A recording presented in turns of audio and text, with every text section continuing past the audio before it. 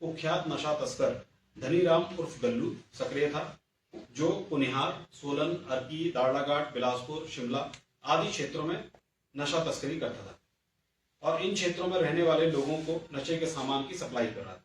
तथा पक्के ग्राहक बनाकर सुनियोजित तरीके से नशे की तस्करी को अंजाम दे रहा था, जिसे पुलिस द्वारा पिछले 1.5 साल से पकड़ने की कोशिश की जा रही थी। दिनांक 18 सितंबर 2025 को अर्की में सायर मेले के दौरान पुलिस की व्यस्तता के चलते यह तस्कर काफी सक्रिय हो गया था, जिस संदर्भ में पुलिस को गुप्त सूत्रों से सूचना मिली थी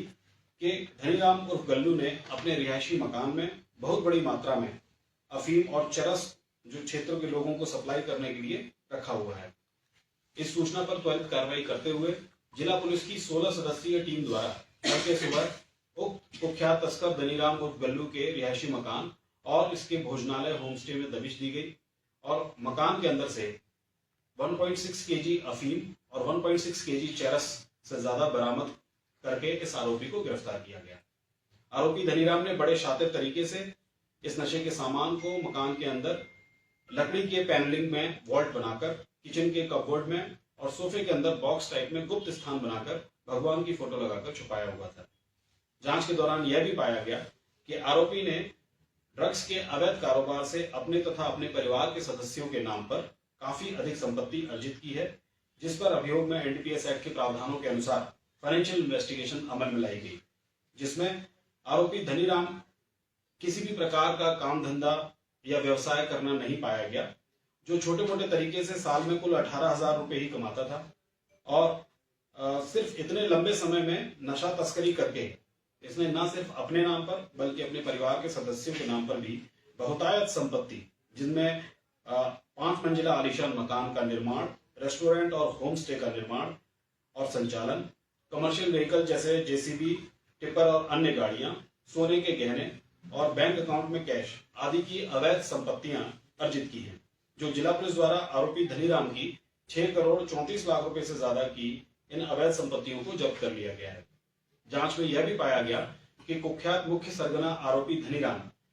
उर्फ गल्लू के विभिन्न बैंक खातों में पिछले कुछ सालों में ही 3 करोड़ रुपए से ज्यादा का लेन देन होना पाया गया है।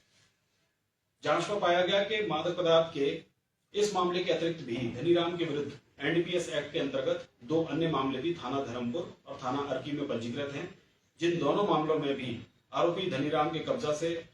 845 ग्राम चरस, 82 ग्राम अफीम और 1 लाख रुपए की नकदी बरामद हुई थी। मादक पदार्थ के अलावा आरोपी के खिलाफ 2 अन्य मामले, जिनमें महिलाओं के प्रति क्रूरता और एक महिला से छेड़छाड़ का मामला है, वो दर्ज होने पाए गए हैं, जिससे यह साबित होता है कि आरोपी न सिर्फ एक इलाके का बहुत बड़ा नशा तस्कर है, बल्कि वह एक आपराधिक प्रवृत्ति का इंसान भी है। इसके अतिरिक्त जिला सोलन पुलिस द्वारा नशा तस्करों की संपत्ति की जब्ती की प्रक्रिया पहली बार वर्ष 2024 में शुरू की गई थी, जो लगातार जारी है। जिला पुलिस द्वारा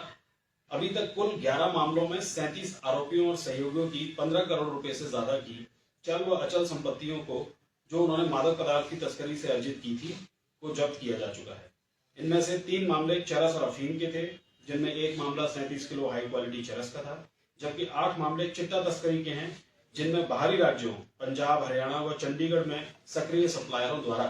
सोलन जिला में चिट्टा की आपूर्ति की जा रही थी। इनमें इनके आलीशान होटल, रेजिडेंशियल और कमर्शियल लैंड प्लॉट्स, लग्जरी गाड़ियां, cash deposits, fixed deposits, ornaments आदि शामिल हैं। वर्ष 2025 में अभी तक कुल 8 मामलों में 30 आरोपियों और सहयोगियों की नशा तस्करी से कमाई गई करीब 12 करोड़ से ज्यादा की चल अचल संपत्तियों को जब्त किया गया है, जो प्रदेश में जब्त की गई संपत्तियों में सर्वाधिक है।